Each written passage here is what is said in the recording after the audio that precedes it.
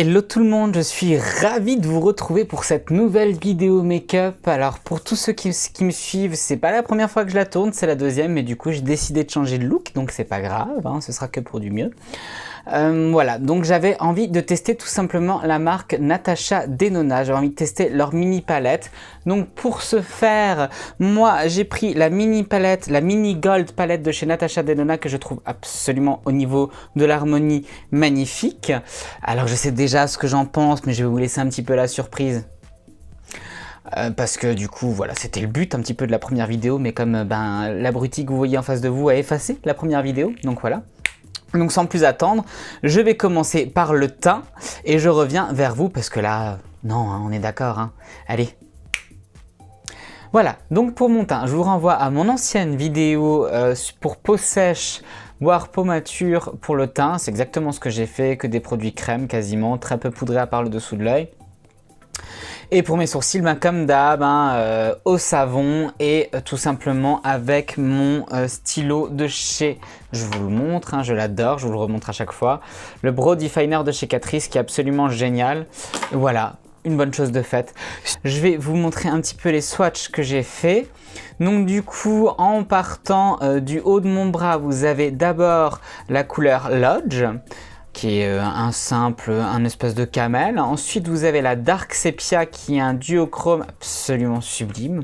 Ensuite, vous avez la Dor, qui est... Voilà. Ensuite, vous avez la Bia. Donc la Bia, c'est le kaki, c'est ma couleur préférée de la palette, vraiment, je l'adore, qui est un mat. Et ensuite, vous avez le Anteaya, qui est donc, pareil, un duochrome kaki doré, qui est absolument sublime.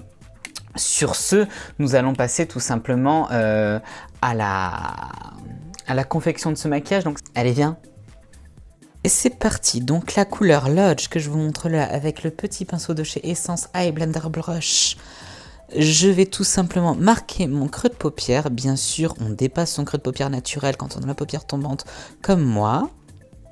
Voilà, voilà. On fait le deuxième côté, bien évidemment. Magie du montage, c'est génial. Ensuite, avec le pinceau 224 de chez Gezup, je prends la couleur Bia, donc c'est ce magnifique kaki. Encore une fois, je vais travailler mon creux de paupière et toujours team paupière tombante, on dépasse, hein, bien évidemment. C'est juste un bonheur à travailler. Ces deux couleurs mat, elles se floutent tellement bien, tellement facile à dégrader, c'est un vrai bonheur. On fait le deuxième œil, hein, parce qu'on en a deux, évident. Ensuite, avec un petit pinceau de chez Adopt, alors c'est le 207, je vais prendre la couleur Dark Sepia et je vais encore une fois travailler mon creux de paupière. Donc ça, c'est un duochrome absolument magnifique, c'est entre le gris et le kaki, vraiment c'est un bonheur. Et j'étire déjà la forme. Je prends mon pinceau précédent où il reste encore de l'ancienne couleur et je floute le tout ensemble. On fait le deuxième côté encore une fois. Voilà, voilà. Qu'est-ce que c'est vite fait en vidéo? Petit coton-tige pour préciser ma forme. Et ensuite, encore une fois, avec le concealer infaillible de chez L'Oréal, qui est génial pour les cut crease, mais vraiment horrible sur un contour des yeux déshydraté en anti-cerne. Je précise mon cut crease et vous voyez, sur ma base, je baisse la tête pour vraiment que ça marque naturellement la forme de mon cut crease. C'est une technique pour paupières tombantes que je vous ai déjà montré d'ailleurs. Et après, je précise bien sûr avec mon pinceau. Une fois que ceci est fait, j'ai mis des petits scotch, les petits scotch de Noël qui vont bien parce qu'ils collent pas trop pour préciser ma forme. J'enlève les petits pâtés de concealer s'il y en a. Et je prends la couleur, alors que je ne vous dise pas de bêtises, c'est la couleur... C'est la couleur Antea, voilà. Vous voyez, je cherchais à nouveau dans ma mémoire. Et avec un petit pinceau langue de chat lambda, c'est un pinceau, il n'y a même plus la marque marquée dessus, donc je ne pourrais pas vous dire. Je précise ma forme et je laisse un espace de libre pour garder un effet graphique dans mon cut crease. Voilà, une fois que ceci est fait, je fais le deuxième côté, hein, évidemment, encore une fois. Hein, quelle surprise. Bim! On enlève les scotch. Regardez-moi cette précision, cette beauté. Et surtout la couleur de ce Anteia, c'est magnifique. Je prends la couleur d'or de la palette avec mon doigt et je mets un petit peu de lumière au centre de ma paupière. Vous voyez, tout de suite ça donne un petit glow qui est Ces couleurs sont juste magiques, il n'y a pas de chute, elles sont pigmentées, elles se travaillent tellement bien, c'est un bonheur. C'est un bonheur, c'est presque un orgasme de make-up. Ensuite, je travaille mon dessous d'œil à nouveau, donc toujours avec la couleur Lodge et la couleur Bia.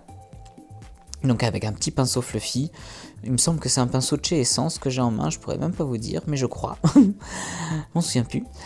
Donc je commence avec ma couleur Lodge, bien sûr, de façon moins précise. Ensuite avec un pinceau langue de chat de Impora London, et il n'y a pas de, comment dirais-je, de chiffres sur ces pinceaux-là. Je travaille de façon assez précise avec le kaki, mon ras de cils. Elles sont vraiment hyper faciles à faire et c'est un bonheur.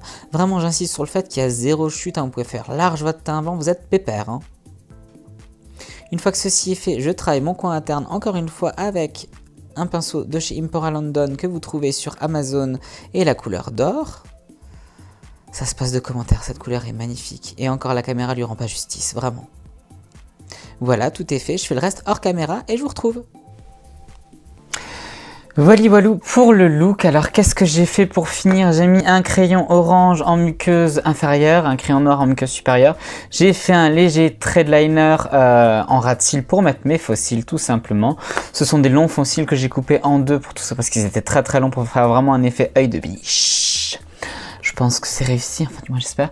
J'espère que ce look vous plaît bien. Je vous montrerai tout ça encore après. Je vais vous parler d'encore un ou deux produits, enfin d'un produit en particulier. Enfin, je vais tester un produit avec vous, surtout, en fait, c'est ça la réalité de la chose. J'ai regardé, j'ai cru que j'avais plus mon micro, je me suis dit, eh, merde. Donc du coup, c'est les lip kits de Lidl. De chez Sien, hein. Écoutez, une fois n'est pas coutume, je vous avais déjà parlé des fameux petits rouges à lèvres, attendez je vous les cherche. Donc ceux-ci que je trouve absolument exceptionnels en rouge à lèvres classique, hein. Ils sont vraiment géniaux. Et là du coup je me suis pris donc ce petit lip kit là en teinte du coup mauve. Je sais pas si ça irait avec le make-up, mais du coup je m'en fous, je voulais le tester avec vous. Donc il se présente avec un crayon et un rouge à lèvres liquide. Ma foi, c'est parti, c'est un crayon rétractable aussi au passage. Let's go.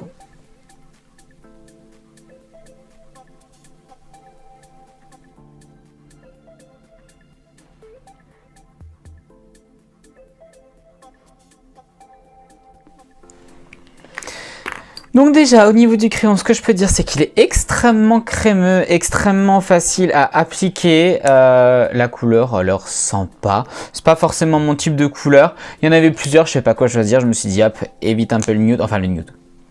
Ça reste un peu nude quand même, mais évite quelque chose de trop nude, fais quelque chose d'un peu sympa. Allez, c'est parti pour le rouge à lèvres. Alors le rouge à lèvres, je ne sais pas si c'est un mat ou pas. Qu'est-ce qu'il promet le rouge à lèvres? Mauve kit fini semi-mat. Contient de l'huile nourrissante, huile de coco, huile de tournesol, sans base acide de silicone, sans microplastique, contenu 10 ml. Écoutez, sur papier, c'est plutôt pas mal. Allez, on l'applique.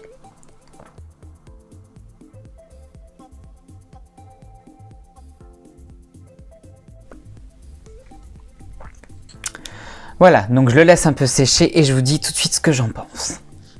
On attend 2 petites minutes. Donc voilà pour le look. Alors en ce qui concerne le rouge à lèvres, il est semi-mat, il promet un effet longue durée. Alors il y a quand même beaucoup de transfert et il n'est pas très mat, j'ai envie de vous dire, parce que... Ouais, vous voyez, je sais pas si vous voyez, ouais, il y a encore du transfert alors que là ça fait quand même 5 bonnes minutes que je l'ai mis sur les lèvres. Par contre... Même s'il n'est pas mat, pour les gens qui n'aiment pas vraiment le mat, il est très agréable à porter, la couleur est très jolie, le fini est très joli, donc voilà. Je vous fais un petit close-up de tout ce petit look là, n'est-ce pas? Et puis après on parle de cette magnifique palette Natasha Denona, n'est-ce pas?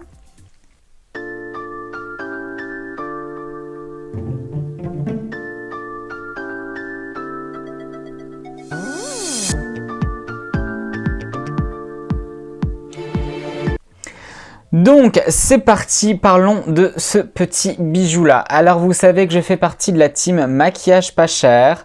Alors pour la petite histoire et pour ceux que ça intéresse, en fait j'ai eu un bon cadeau de mon mari pour la Saint-Valentin. Il m'a dit fais-toi plaisir chez Sephora. Donc du coup c'est ce que j'ai fait et je me suis pris cette petite palette là qui est quand même pour 5 couleurs à 25 €. Est-ce que ça en vaut le coup? Bah selon toi, est-ce que ça en vaut le coup? Bah bien sûr que oui. Honnêtement, là pour le coup, pour ceux qui font des maquillages, qui font toujours un peu les mêmes couleurs, qui n'ont pas besoin de grosses palettes avec beaucoup de couleurs, c'est largement suffisant. Au niveau de la qualité des fards, au niveau de la pigmentation, il y a zéro chute, ça se travaille, mais c'est un plaisir, c'est jouissif à travailler ces couleurs.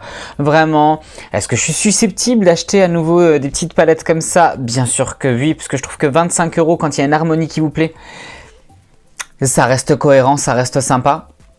Est-ce que je suis susceptible d'acheter une palette à plus de 100 balles de chez Natasha Denona? Non, je n'ai toujours pas changé mon fusil d'épaule, je trouve ça toujours absolument ridicule. Par contre, pour quelqu'un qui veut, voilà, veut vraiment des bons fards, faciles à travailler, agréables, pigmentés, longue tenue et qui vous facilite vraiment le travail, limite on a l'impression que ça travaille à votre place. Ça vaut le coup, ouais, c'est 25 €, c'est pas excessif pour quelqu'un qui fait un peu toujours les mêmes types de make-up, c'est vraiment pas excessif. Voilà, j'espère que cette petite vidéo vous aura plu, que ce petit look là vous aura plu, que du coup mon avis sur ce genre de petite palette là vous aura aidé si vous étiez tenté ou pas. Voilà, vous savez très bien que moi je suis team petit prix, que si ça ne vaut pas le coup, je vous le dirai, hein, parce que voilà. Sur ce, et puis d'ailleurs, par la même occasion, il fallait quand même que je vous le dise. Alors attendez, je vais chercher ça. J'avais un dupe, je sais pas si vous en souvenez, que j'avais au début de ma chaîne, et que j'ai d'ailleurs toujours, hein, que j'aime beaucoup quand même. Hein. Mais alors franchement, de dupe, il n'a que la forme. Hein. Pour avoir essayé les deux, la différence, il n'a vraiment que la forme, parce que celui-là est très bien, mais alors celui-là c'est... Enfin bref, voilà. Sur ce, j'espère que ça vous aura plu. Si ça vous a plu, si c'est le cas, n'hésitez pas à me mettre un petit pouce. Si vous ne me connaissiez pas avant, n'hésitez pas à vous abonner à ma chaîne. Voilà, moi j'ai toujours plaisir à vous retrouver. J'essaie de vous retrouver au moins une fois par semaine, en général le jeudi. Sur ce, je vous dis à bientôt. Ciao, ciao.